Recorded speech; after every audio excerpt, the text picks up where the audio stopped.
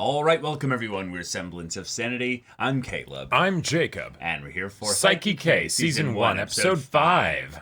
Aha, last Antics episode. continue. Yeah, last episode we had some really rough stuff for Chio and seeing her relationship with Teruka being manipulated back and forth by Saiki as he's trying to keep them happy, but also Not too happy. Not too happy, Yeah. you know, so. But there are certain things that even psychic powers cannot fix. No. Like yelling at waitstaff. Which is, like, that's like a cardinal sin. That sends you straight to, like, the fifth circle of hell. That's right. That's right. Like, you, I'm sorry. It's right up there with people who talk at the theater. Exactly. It's terrible. Or chew with their mouth open. Yeah. Yeah, gross. Despicable.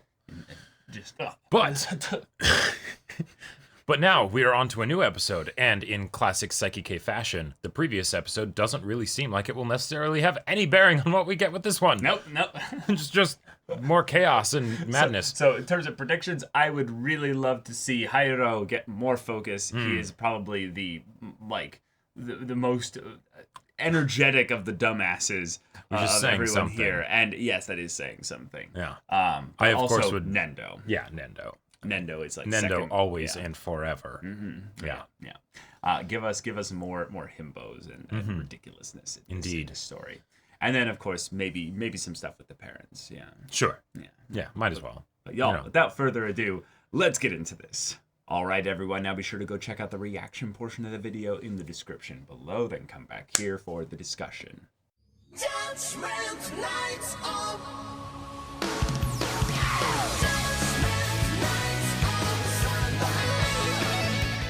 Oh man, y'all, Another episode. This show, it just gets us so well. It does not know how to hold back. It doesn't. No, and absolutely no chill. And it's not just on the little episodic, one-off like little skits and stuff like that. It's also in these like multi little chunk, arc little focuses. Yeah. And that's a lot of fun to have that repetition and carry over, so that way it's something where it's like, hey, even if most of the skits are pretty disconnected, even if they get buzz cuts at the end of one, that's not necessarily going to mean they're going to have buzz cuts in the next one. But at the same time, pay attention, because just because the skit ends doesn't mean that the references and the jokes there are over. Yes. In fact, one of the things that they're doing a really good job in is making sure that we're grounded on the main characters' shticks and that they're really sticking to them. So therefore, when you see a character show up that's been around for a while, like Nendo or Hairo or Teruhashi or Chio or fucking Kaido, Shun Kaido, yes, you know exactly what kind of joke they're going to be doing. Yep. And it's not that it's like, oh, it's something that it's just predictable and you know what's going to happen. It's like, no. What happens when this combination of characters interacts with this thing that Saiki K is having to deal with, and then you see their response to it, and thus then Saiki K's response to it, as he is the one character that is truly free, if you will, to kind of express aware of his all the will things happening uniquely in all of this standpoint. Yeah, and like probably my favorite example from this episode was with Hairo tripping in the relay race, or being tripped in the relay race rather. Right. And oh no, pants, my butt is being shown to the entire class, right? Right. Because that's something that didn't have to happen in that scene, Nope. right? And in fact, it was something that was brought about because of interference.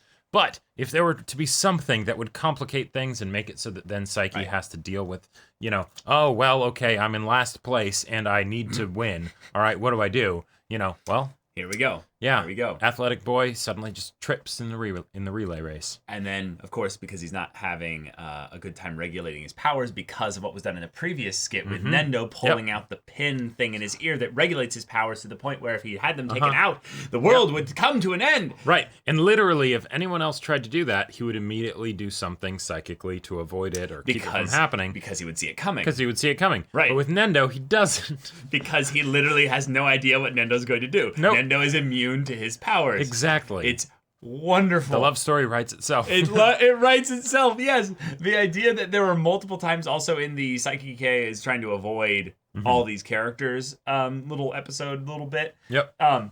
Nendo nearly bumps into him exactly where he is, 3 times. And he's like, oh, that could have been instant game over. But if we had remembered that there was a character that could see ghosts or things that should be theoretically invisible, we would have been like, oh, wait, shit, we can tell what this is built up to. Someone will actually be able to see him. But when it happened, I kind of forgot about, what was his name? Reita Torutsuka. Yeah. Or Toritsuka. And I was just like, I totally forgot about him too. no! And apparently Saiki did as well. Yeah. Because not only did he not like realize, oh, he's over here, you know, okay, he could see me, but he also didn't sense the thoughts necessarily of him as he's like, oh, hey, Saiki's there.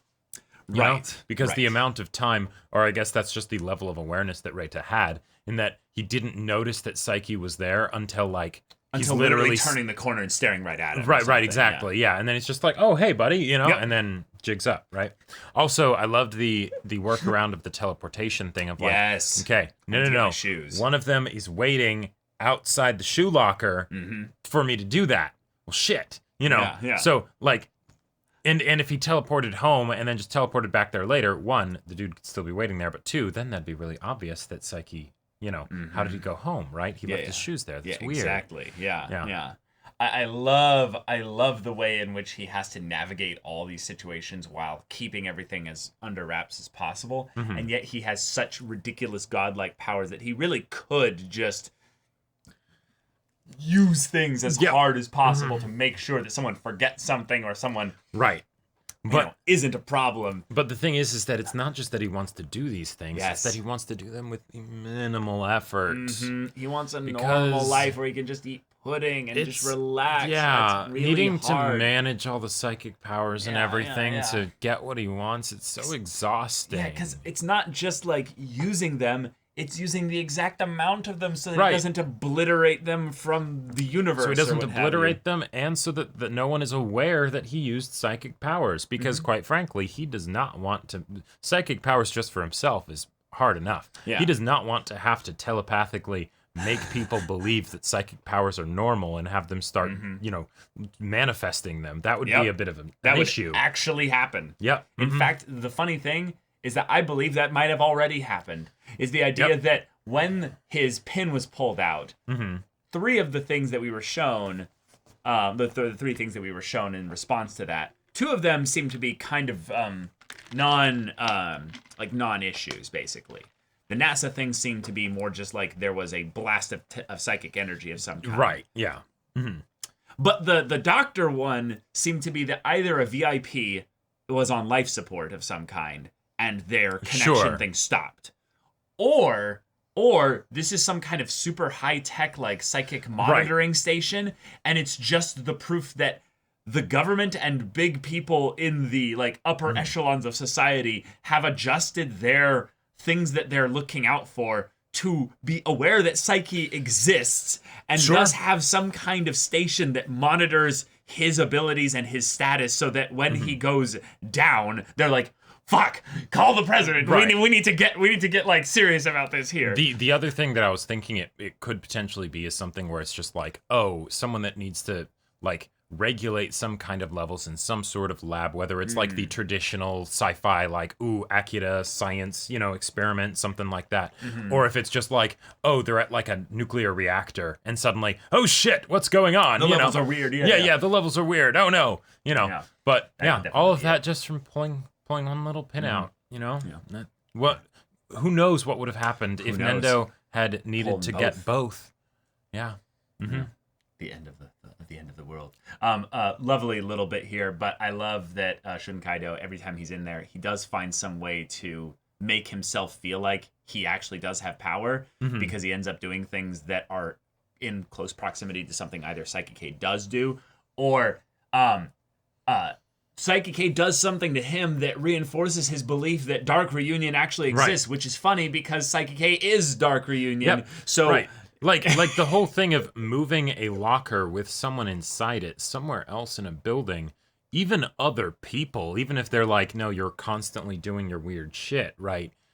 As long as they believe that he didn't just move the locker there himself and then get inside, right? Like, they'd probably be like, oh, Wait, what happened? Yeah, this is weird. Certain things don't add up, unless, Yeah. of course, I guess Saiki just made it so that all that seems normal. Or really just the idea that, he's a very extreme Chuny, That's true. He is next level. Like we've seen on some level in this story already some Chuny behavior.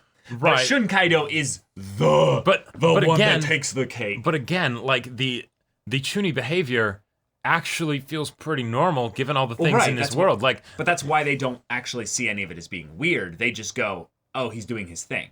Right. Yeah. Sure. Yeah. Right. For sure. Yeah. And thus also if there's, a general brainwashing thing going around that makes other like strange happenstances feel normal. Yeah, like the principal that did the neck chop to, knock someone out or something like that. Yeah, exactly. While being extremely, small and frail. Mm-hmm. Okay. Yeah. Okay. We had a little bit with Chio and Reita to just remind us that yes, that did happen in continuity and in the timeline. That was before this, so therefore they are still in that like, I don't like seeing you kind of phase, Exactly. So that's cool. We also had the bit that as far as like favorite lines from this episode, right? Oh, sure. There were a lot of contenders, but one that I want to mention just because I think it could be easy to forget is I will save this in the hard drive of my heart. Oh yes, the dad. That was the parents that were was actually inspired. involved in this episode. Yeah, they were actually Barely. here. They weren't, here for very much, and they didn't do a whole lot. But like, Nope. I just wanted to make sure that had attention brought to it because probably my actual favorite would be like Kokomi's whole thing of reading the normal guy's mind.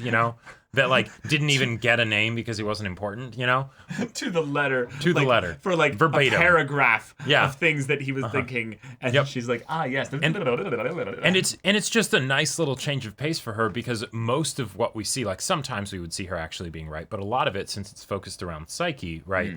And he knows what she's thinking, so he's not going to think the way that you're thinking, right? Right. This was a nice little reinforcement of the fact that she actually is pretty good at reading people, Yeah, that actually could be a build-up thing in where she actually does.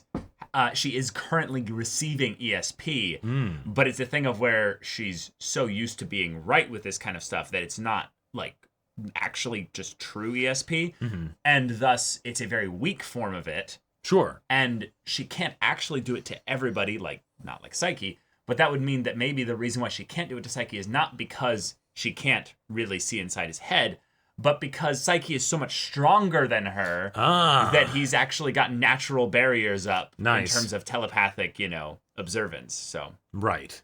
Yeah. Yeah. Possible. Yep. I mean, she kind of is Joseph Joestaring, but with like, a bit. oh, yes, a little bit of emotional manipulation. Yes, Right. yes, your next line will be The anything SOS for you, yes. Yeah, the SOS gag also was pretty That was pretty really awesome. good, I loved that. Not just because, it was SOS, but, Mm-hmm. yeah, the fact that they kept up the whole shtick throughout the skit, even with characters that weren't involved, that was Yep. nice. All the way down to the PE teacher getting his little moment to be in there as well. Yep. And it's just like, yes. And of course, yes, if you have a divider, a firewall that drops down, right? Naturally, during a fire drill, this means that you're supposed to break through it so you can pierce through the heavens and go onward into tomorrow. God, I love Hayuro so much. Yep. I'm not sure if he is the dumbest of the people in the story. I feel like Nendo is the dumbest, but Nendo has a high wisdom stat. Yeah, that's true. Hayuro and intelligence and wisdom Hayuro need doesn't. to be factored into that. Yeah. Uh-huh. Hayuro, I feel like, is moderate in his intelligence because he is raw charisma, raw charisma. Uh-huh. But his wisdom is pretty low. Pretty damn low. Yeah. It's, Mhm. Yeah. Yep. He'd be like an 8 intelligence, like a 7, wisdom. Teruhashi is like a 5 intelligence and like a 15 wisdom, and then like a 10 on charisma. No. Nendo is secretly like a 2 intelligence, and it's just how does he even exist? It shouldn't work, some min-maxed build or whatever, and so all telepathy stuff it just doesn't work. Sure. Right. Yeah. You can't use telepathy on something that isn't sentient, Exactly. It has to be a humanoid, not a beast. He shouldn't be able to speak. How is he able to actually function as a human being? Yeah. He's just the character that has 18, 18, 18, 2, Yeah. 18. And all 2. the people right now that don't understand, don't do D&D are just like, what the fuck are they talking about? Exactly. But yeah. But all right. Yeah.